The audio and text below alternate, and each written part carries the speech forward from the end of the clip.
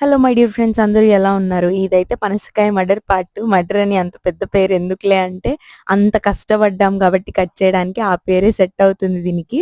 అంత మీద పడి, పైన పడి, కింద పడి, అటు పడి, ఇటు పడి కట్ చేశాక దాని కథ చూడండి ఎట్లుందో. మొత్తం స్పాయిల్ అయిపోయింది. ఎంతలా అంటే మొత్తం పిప్పి పిప్పి వచ్చేస్తుంది. అసలు మొత్తం స్పాయిల్ అయిపోయింది. ఇంకా అంత ఎండలో దాన్ని తిరిగివ్వాలా అనుకుంటూనే ఇంకా గోతంలో చుట్టేసుకొని తీసుకెళ్ళాము. అన్న పాడైపోయింది అంటే వాళ్ళు వేరేదిచ్చారు. ఇంకా వాళ్ళైతే చెప్పిచ్చారు.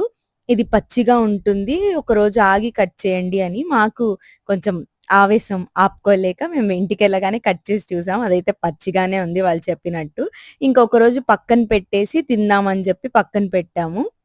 కానీ పచ్చిగా ఉన్న, పండుగా ఉన్న ఈ కాయ అయితే పాడవ్వలేదని హ్యాపీగా ఉన్నాము. నమ్మకం లేక ఫాస్ట్‌గా ఓపెన్ చేసాం వాళ్ళు చెప్పినా కూడా.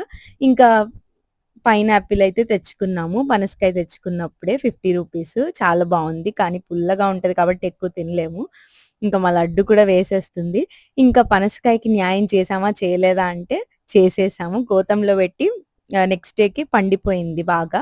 ఇంకా అన్ని తొనలు చాలా కష్టపడి తీశాను. ఆ వీడియో అయితే నేను తీయలేదు. అంత కష్టంలో అంత ఆహ్, బాగా డెడికేటెడ్‌గా తీసైతే ఇంక అంతా ఫినిష్ చేసాం. మీరైతే ఛానెల్‌ని సబ్స్క్రైబ్ చేసుకోండి.